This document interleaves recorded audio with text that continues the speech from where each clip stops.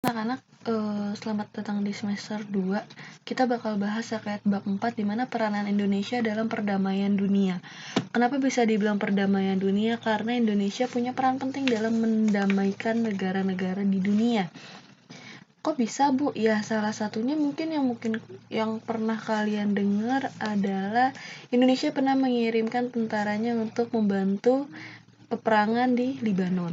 Maksudnya menjaga peperangan tidak meluap di Libanon dan sebagainya. Banyak peranan Indonesia buat perdamaian dunia, termasuk Indonesia bergabung dalam Konferensi Asia Afrika di mana mencoba menjaga kehidupan masyarakat negara di Asia dan Afrika. Di sini kita bisa lihat nih yang tadi gue bilang, di sini salah satunya Konferensi tingkat tinggi non-blok ke-16 di Teheran, Iran, di mana Indonesia berada di wilayah non-blok. Kenapa Ibu bisa bilang di non-blok? Karena kalian pernah dengar nggak ada blok barat dan blok timur, di mana blok barat dan blok timur itu ibaratnya Amerika dan Rusia. Indonesia termasuk ke negara yang non-blok. Jadi Indonesia tidak memihak manapun. Indonesia tidak memihak Rusia. Seperti itu anak-anak. Selanjutnya, makna hubungan internasional. Ketika ada peranan ke perdamaian dunia, maka adanya hubungan internasional. Like a dunia berarti internasional. Hubungan internasional adalah sebuah hubungan antar bangsa, baik antar negara atau warga negara, individu negara, badan hukum negara, serta negara dan negara. Hubungan internasional itu ya apapun itu anak-anak, pokoknya berhubungan dengan dunia di luar Indonesia.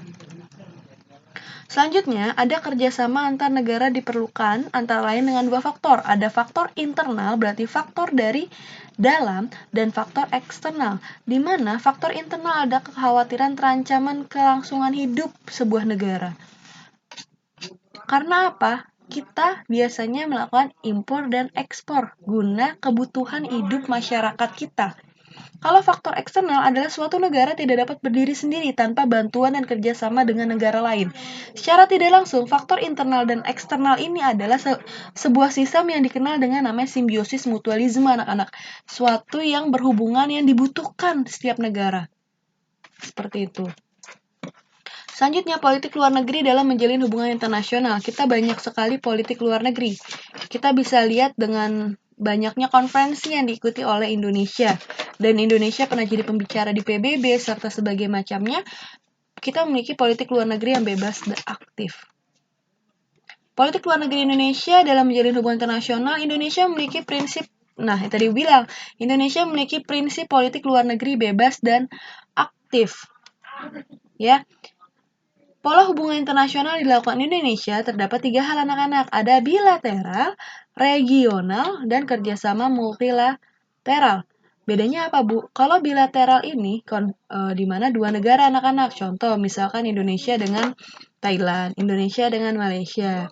Nah, kalau regional itu 2 atau lebih negara di suatu kawasan seperti ASEAN, terus Uni Eropa, Liga Arab, seperti itu. Dan dengan kerjasama multilateral atau banyak negara, contohnya seperti PBB. Seperti itu anak-anak. Nah, menurut Jeff Frankel, ada berbagai macam sarana yang digunakan setiap negara untuk melakukan hubungan internasional, yakni diplomasi. Dengan cara apa kalau diplomasi? Kita punya duta besar di setiap negara. Ada negosiasi, ada lobbying, ada propaganda, serta bidang-bidang aktivitas ekonomi dan kekuatan militer. Ini sarana hubungan internasional kita anak-anak. Aktivitas ekonomi apa, Bu? Seperti kita mengirimkan tenaga kerja atau kita punyanya tenaga kerja asing di tenaga kerja Indonesia di negara lain atau tenaga kerja asing di Indonesia, itu namanya aktivitas ekonomi. Ada impor ekspor, kalau ada bea cukai berarti ada aktivitas ekspor impor. Kekuatan militer berarti seperti kita mengirimkan bantuan tentara untuk menjaga perdamaian dunia. Seperti itu. Inilah aktivitas-aktivitas yang sering dilakukan oleh setiap negara, tidak hanya Indonesia anak-anak ya. Ketika sebuah negara berdiri, maka dia perlu kerjasama dengan negara lain. Ingat anak-anak, negara itu adalah sebuah manusia, layaknya sebuah manusia.